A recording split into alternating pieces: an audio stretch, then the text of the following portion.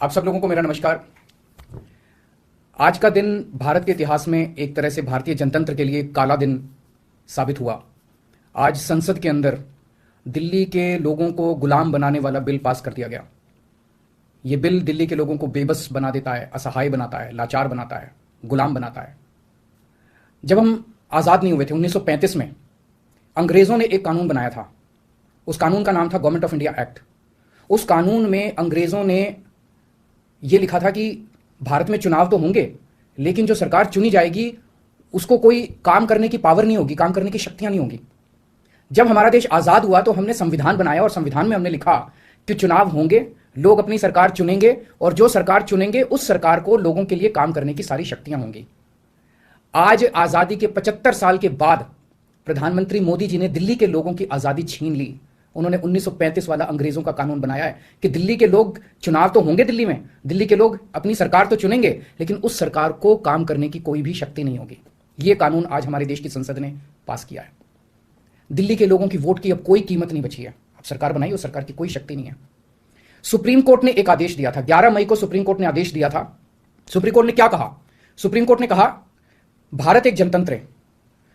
इस जनतंत्र में हम अपनी सरकार चुनते हैं, जनता अपनी सरकार चुनती है और उस सरकार को जनता के लिए काम करने की पूरी ताकत होनी चाहिए, सुप्रीम कोर्ट ने कहा।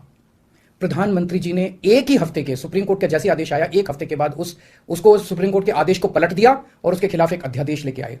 और आज हमारे देश की संसद ने उस अध्यादेश को इस देश का कानून बना दिया कि अब दिल्ली के लोगों की चुनी हुई सरकार को काम करने की कोई ताकत नहीं होगी। अब इस कानून में लिखा है कि दिल्ली के लोग जो मर्जी सरकार बनाएं, लेकिन उस सरकार को चलाएंगे एलजी साहब और मोदी जी, सीधे सीधे वही लोग चलाएंगे इस सरकार को। तो इससे साफ जाहिर है कि प्रधानमंत्री मोदी जी कह रहे हैं कि मैं सुप्रीम कोर्ट को भी नहीं मानता।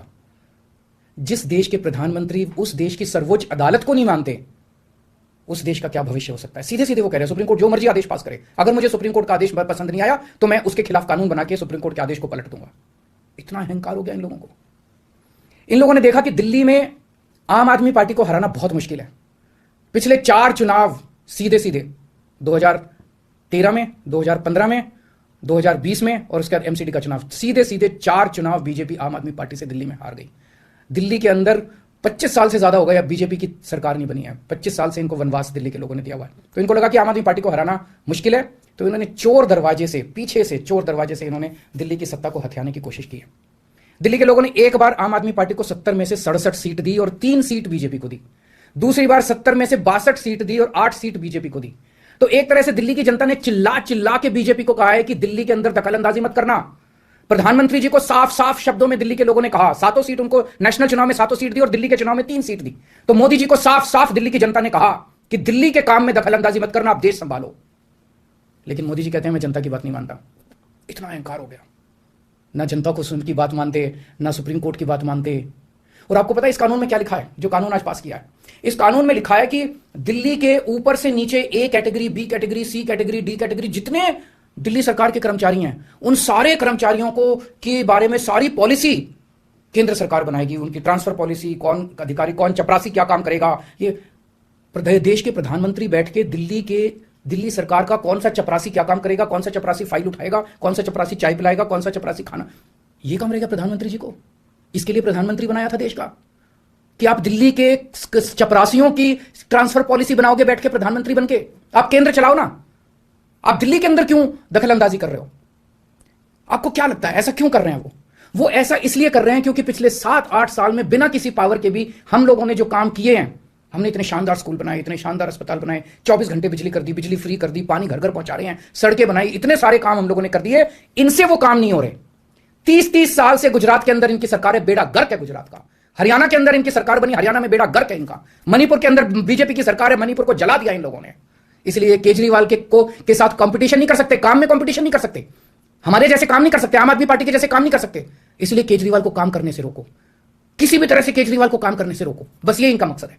मैं सुन रहा था अमित शाह जी को, वहां पे संसद में भाषण दे रहे थे, कहते हैं झगड़ते बहुत हैं ये लोग, झगड़ते बहुत हैं ये लोग। मैं स्कूल बनाता हूं, ये मेरे को स्कूल नहीं बना देते। फिर मैं जब इनसे कहता हूं मेरे को स्कूल बना देने दो, तो कहते हैं झगड़ता बहुत है केजरीवाल। मैं मोहल्ला क्लिनिक बनाता हूं, मेरे मोहल्ला क्लिनिक तोड़वा दिए इन लोगों ने। फिर कहते हैं केजरीवाल झगड़ता बहुत है, मैं इनको कहता हूं मेरे को मोहल्ला क्लिनिक बनाने दो। मैं अस्पताल में दवाइयां फ्री करता हूं, कहते हैं दवाइयां फ्री क्यों करता है। मैं बिजली फ्री करता हूं, कहते हैं केजरीवाल फ्री भी दे रहा है, फ्री की रेवड़ियां दे रहा है, कहते हैं झगड़ते बहुत है। मैं जो भी करता हूं, चाहे झगड़ता हूं चाहे जो भी करता हूं, दिल्ली के लोगों को पसंद हूं, इसीलिए 3 बार 4 बार दिल्ली के लोगों ने मेरे को, जो भी कर रहा हूं ठीक ही कर रहा हूं, तभी 4 बार लोगों ने हमें वोट दिया। और होम मिनिस्टर अमित शाह जी क्या कहते हैं, मैंने सुना उनको संसद में, हमारे पास पावर है, संविधान ने हमें पावर दिया कानून पास करने की, हमारे पास पावर है, हमें सुप्रीम कोर्ट ने पावर दिया ये कानून पास करने की। अरे आपको पावर दी है जनता की सेवा करने की, जनता के ऊपर अत्याचार करने के लिए पावर नहीं दी आपको। इतना घमंड मत कीजिए अमित शाह जी। आपको पावर दी गई है ताकि आप विकास करें देश का, आपको पावर दी गई है ताकि आप देश के लोगों को शक्तिशाली बनाएं। आपको पावर इसलिए नहीं दी गई है कि आप देश के लोगों को लाचार बना दें और उनके वोट का अधिकार छीन लें। ये जो आप पावर पावर पावर पावर कर रहे हो, ये पावर आपको जनता की सेवा करने के लिए दी गई है। मैंने देखा है अमित शाह जी पिछले चुनाव में आप घर घर जाके दिल्ली के अंदर पर्चे बांट रहे थे, एक एक घर में जाके आप पर्चे बांट रहे थे, दिल्ली के लोगों ने आपको नकार दिया। अब आप दिल्ली के लोगों को तमाचा मारने आ गए।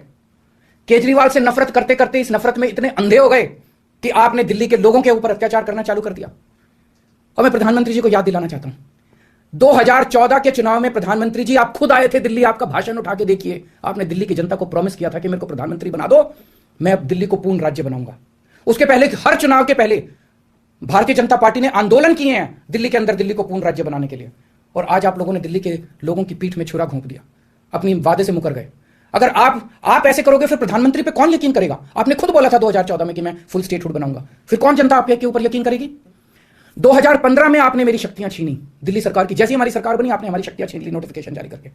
फिर भी बिना शक्तियों के हमने काम किया और दिल्ली की जनता ने मेरे को 2020 में 62 सीट देकर दिल्ली की जनता ने आम आदमी पार्टी की सरकार बनाई। क्यों? क्योंकि मैं दिल्ली का बेटा हूं और आप दिल्ली के नेता बनना चाहते हो। दिल्ली के लोगों को अपना बेटा पसंद है और दिल्ली के लोगों को आप जैसे नेता नहीं चाहिए। हम दिल्ली वाले दिल्ली से बहुत प्यार करते हैं और हम जानते हैं कि बीजेपी दिल्ली के लोगों से नफरत करती है, दिल्ली वालों से नफरत करती है। इस बार दिल्ली के लोग बीजेपी को एक भी सीट नहीं देंगे, लोकसभा में एक भी सीट नहीं देंगे। इस पूरे संघर्ष के अंदर बहुत सारी पार्टियों ने, बहुत सारे नेताओं ने दिल्ली के लोगों का साथ दिया। उन सब नेताओं को और उन सब पार्टियों को मैं तहे दिल से दिल्ली के 2 करोड़ लोगों की तरफ से शुक्रिया अदा करता हूं, धन्यवाद बोलता हूं।